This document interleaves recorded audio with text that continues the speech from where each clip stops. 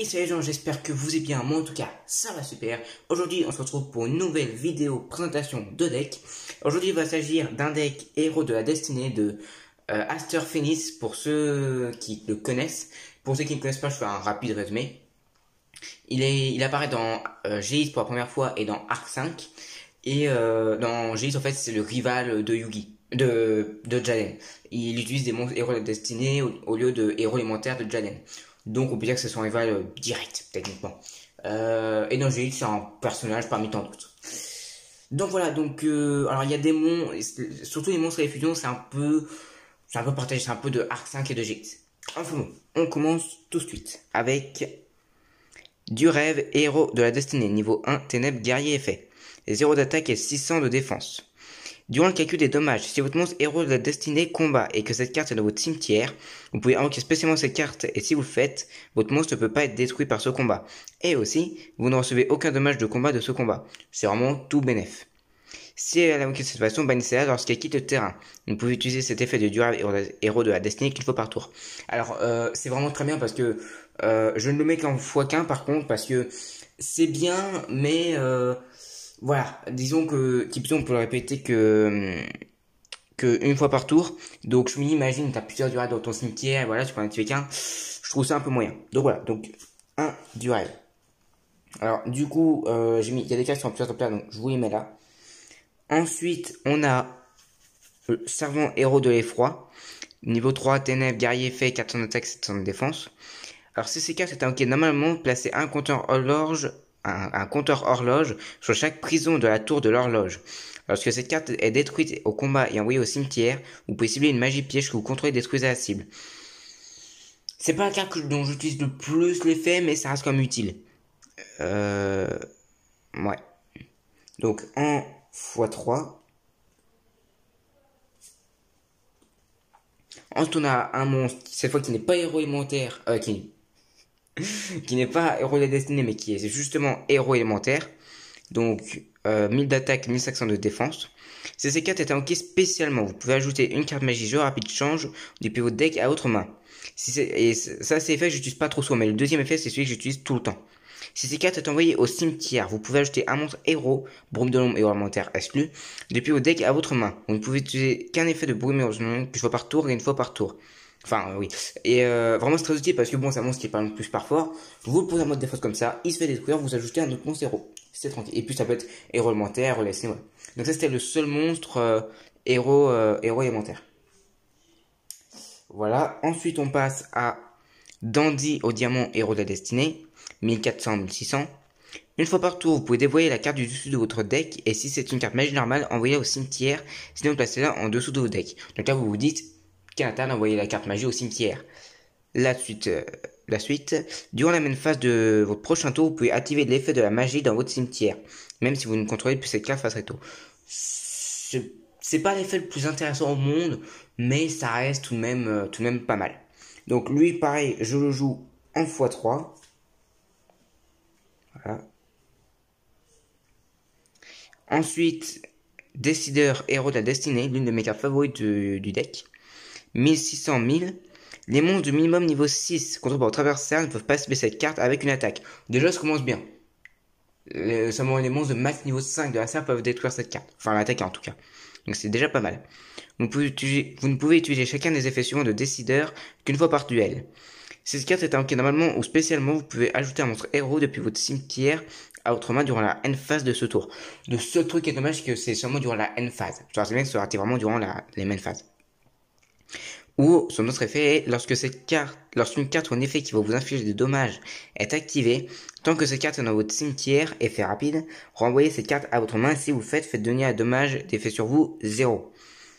Donc c'est utile lorsque là ça joue un deck dommage par effet. Ensuite on joue qui pour moi est le meilleur de tous les monstres héros de la destinée, monstre du deck, pas fusion. Niveau 4, 1600, 1200. Si cette carte est invoquée normalement ou spécialement, vous pouvez invoquer spécialement un monstre héros de la destinée depuis votre main avec une attaque inférieure ou égale à l'attaque de cette carte sur le terrain. Rien que ça, les amis, enfin ça c'est l'effet vraiment principal abusé. Et son autre effet est que, oui, ces cartes attaquent un monstre en position de défense, infliger des dommages de combat perçant à votre adversaire. Et ces cartes, les amis, ça joue en x3. Et franchement, c'est une carte que je vous conseille parce que ça veut dire que, imaginez, vous avez une main, vous avez ces 3 monstres, vous pouvez faire tac, elle attaque normalement, j'invoque elle. Elle invoque spécialement, je peux invoquer elle. Et du coup, je peux invoquer un 4ème monstre, par exemple lui. Vraiment, c'est très puissant parce qu'avec elle, on peut très vite avoir énormément de monstres. C'est dommage qu'on puisse mettre que 3 exemplaires parce que si ça n'était qu'à moi, j'aurais mis en maximum d'exemplaires tellement qu'elle est puissante. Ensuite, on passe à Céleste, Héros de Destinée, 1600-1400. Lorsque cette carte déclare une attaque, vous pouvez cibler une magie face recto contre votre adversaire, détruisez-la, et si vous le faites, infligez 500 points de dommage à votre adversaire. Ça sert parce que vous savez qu'il faut qu'à ça une carte magie continue, donc c'est pas utile contre forcément tous les decks, mais voilà. Tant que vous n'avez aucune carte dans votre main, sauf le tour où cette carte est envoyée au cimetière, vous pouvez bannir cette carte et un monstre héros de la destinée depuis votre cimetière, piocher 2 cartes. Vous pouvez ces effets une fois par tour.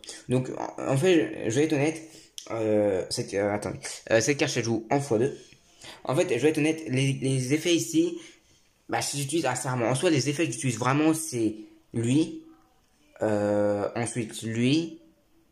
Ouais, vraiment, il y en a que 3 là que j'utilise vraiment. Alors après, là, c'est tous les monstres, donc héros, ayant besoin de 0 sacrifice. Ensuite, en x3, on a Dinatag, héros de la destinée. Donc, niveau 5, 1000 attaques, 1000 de défense. Durant le calcul des dommages, lorsque vous recevez des dommages de combat, effet rapide, vous pouvez défausser cette carte et ne vous faites recevoir aucun dommage de combat de ce combat. Et si vous le faites, chaque joueur reçoit 1000 points de dommage. C'est pratique si ça sert à moins de 1000, comme ça vous le tuez, c'est parfait. Ou même vous pouvez terminer sur une égalité si vous et votre adversaire avez moins de 1000, c'est vraiment parfait. Et son autre effet qui est aussi très intéressant, vous pouvez bannir cette carte depuis votre cimetière, puis si un monstre héros de la destinée que vous contrôlez, il gagne 1000 d'attaque jusqu'à la fin du prochain tour de votre adversaire. Donc vraiment vous le bannissez. Et à l'un de vos monstres gagne 1000 points d'attaque. Par exemple, si c'est lui, il passe à 2600 et en plus, il affiche des dommages de combat perçant. C'est vraiment très, très intéressant. Ensuite, on commence avec les cartes un peu plus badass, si vous voyez ce que je veux dire. On a Plasma, héros de la destinée en x1. Niveau 8, je suppose, ouais, niveau 8. 1900-600. Ni invocable normalement, ni posable normalement. Uniquement invocable spécialement depuis votre main en sacrifiant 3 monstres. Bon, c'est vrai que vu l'attaque, ça n'a pas l'air fou. Faut être honnête. Mais annuler les effets des monstres face recto tant que votre adversaire les contrôle. Déjà ça c'est vraiment pas mal. Annuler les effets des monstres adverses c'est limite couper l'herbe sous le pied de l'adversaire parce que c'est vraiment très puissant ça. Une fois par tour vous pouvez cibler un monstre contrôlé par votre adversaire, équiper la cible à cette carte, maximum 1. Cette carte gagne une attaque égale à la moitié de l'attaque d'origine du monstre qui lui est équipé par cet effet. Donc choisissez pas un monstre qui a que 200 points d'attaque. Donc c'est très intéressant, mais je vais pas mentir, cette carte, j'invoque assez rarement par sacrifice, parce qu'en plus, il faut avoir 3 monstres, c'est quand même assez chaud, mais c'est vrai que c'est quand même intéressant. Ensuite, on a Dogma, héros de la destinée, niveau 8, 3400 points d'attaque, 2400 points de défense. On passe à un autre niveau de puissance. Donc, comme l'autre, non avocat, non, voilà. Donc, par contre, lui, il faut sacrifier 3 monstres, mais il faut qu'il y ait au moins un monstre, héros de la destinée, inclus. Donc son effet c'est, une fois par tour, si vous contrôlez toujours cette carte face recto durant la prochaine standby phase de votre adversaire après que vous l'avez invoqué spécialement de cette façon, divisé par 2 les points de votre adversaire. C'est pas mal, parce que franchement comme ça vous sacrifiez votre monstre, vous l'invoquez, l'adversaire, point de vie divisé par 2. Et en plus si vous invoquez lui ensuite, ou avant ou après, peu importe, les effets des monstres adverses sont annulés. Donc franchement, ça fait un bon combo. Et le dernier monstre est l'un des plus puissants, voire même le plus puissant de ce deck. Maître de l'effroi, héros de la destinée. Donc attaque défense, point d'interrogation. Quand c'est ça, c'est jamais bon aussi pour l'adversaire et c'est très très bien pour nous.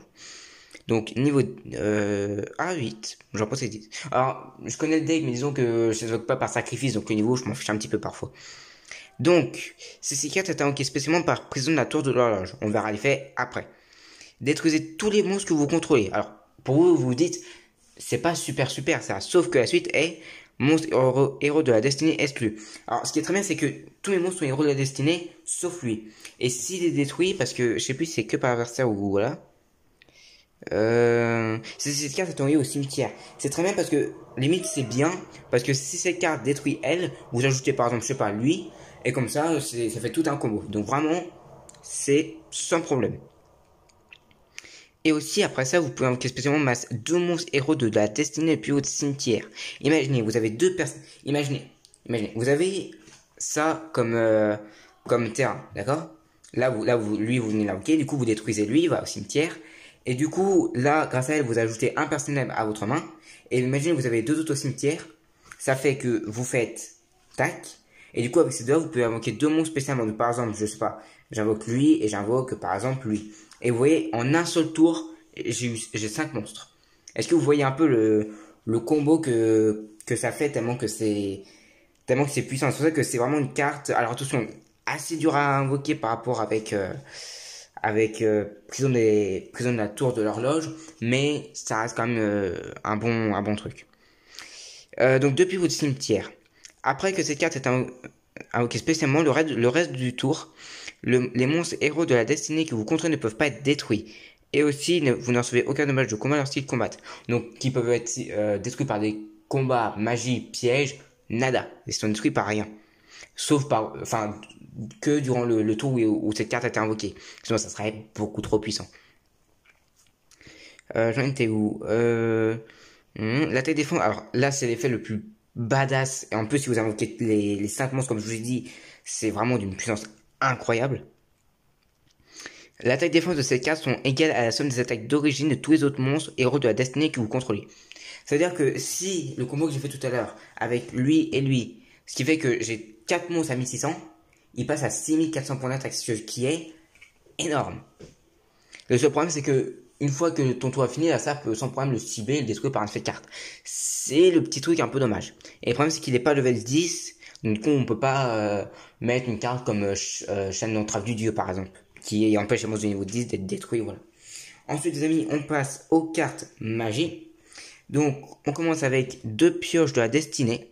Défausser une carte héros de la destinée, piocher 2 cartes. Donc voilà, c'est un pot de cupidité moyen, mais puissant quand même, parce que vous défaussez juste lui qui, en soi, n'est pas trop puissant, que ce soit en attaque, en défense ou en effet, et vous piochez, boum, 2 cartes.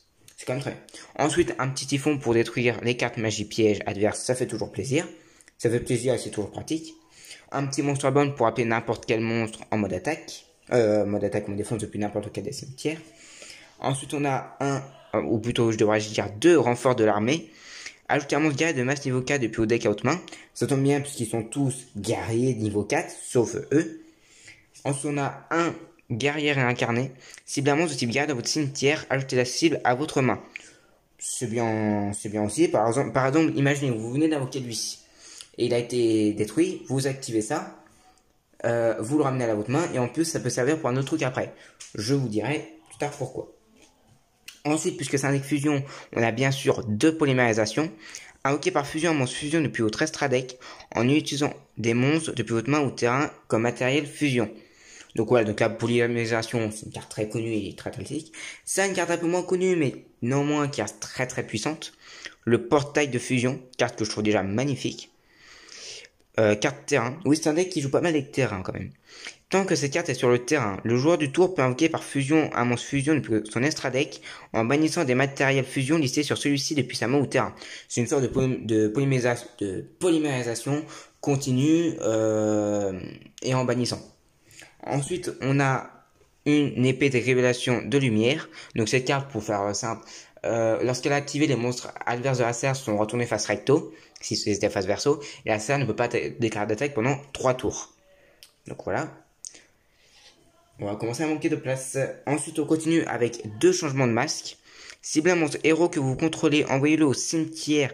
Et aussi, après ça, s'il quitte le terrain par cet effet, invoquez spécialement un monstre héros masqué du même attribut que le monstre envoyé avait lorsqu'il était sur le terrain. C'est un attribut d'origine, si face verso, depuis l'extra deck. Alors, je fais juste rappeler que l'attribut, pour ceux qui se souviennent pas, l'attribut c'est ça, ténèbres. Et puisqu'ils sont tous ténèbres, c'est parfait. Alors bon, je vais commencer à mettre les cartes un peu par-dessus les autres parce qu'on manque un peu de place. On passe, les amis, à la dernière carte magie et une de mes favorites. La fameuse prison de la tour de l'horloge. Carte magie de terrain qui est en combo avec cette carte. Une fois par tour durant la stand-by phase de votre adversaire, placez un compteur horloge sur cette carte. Donc bon, vous vous dites, ouais, ok, bon, on va voir à quoi ça sert. Tant qu'il y a minimum 4 compteurs orange sur cette carte, vous ne recevez aucun dommage de combat. Oui, vous n'avez pas aucun dommage.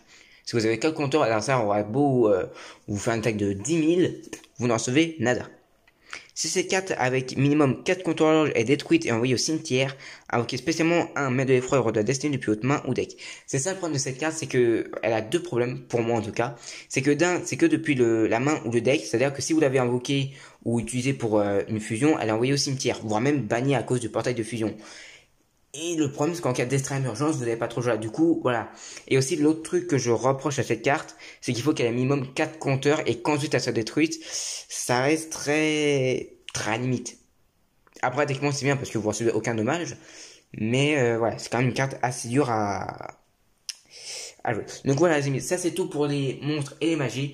On se retrouve dans quelques secondes pour vous. Le temps que je change un peu tout ça pour avoir un peu de place. Les cartes pièges. À tout de suite. Salut les amis, on est de retour. Alors donc, on perd pas de temps, on continue avec les cartes pièges. Donc on commence avec Terreur éternelle. Placez 2 compteurs horloge sur chaque prison de la tour de l'horloge. Donc la carte magie ici présente. Donc vous voyez, avec 2 compteurs déjà de cette carte. Un durant la somme phase de l'adversaire et le servant d'effroi qui en met un lorsqu'il est invoqué normalement. Ça fait beaucoup. Ensuite, un rivalité destination de guerre. Alors cette carte, les amis, elle est tellement puissante dans n'importe quel deck qui a le même type. Chaque joueur ne peut contrôler qu'un type de monstre. Envoyez tous les autres monstres face retour contrôle par votre adversaire. Ça veut dire que vous activez cette carte. Vous dites, moi je contrôle guerrier parce que c'est un deck guerrier et l'adversaire dit je suis pas dragon. Et du coup, vous ne pouvez pas invoquer d'autres monstres que guerrier et l'adversaire dragon. C'est tellement puissant, surtout si l'adversaire joue un deck où il a plusieurs types. Bon, c'est pas impossible qu'il ait que les mêmes types, mais voilà, ça peut arriver.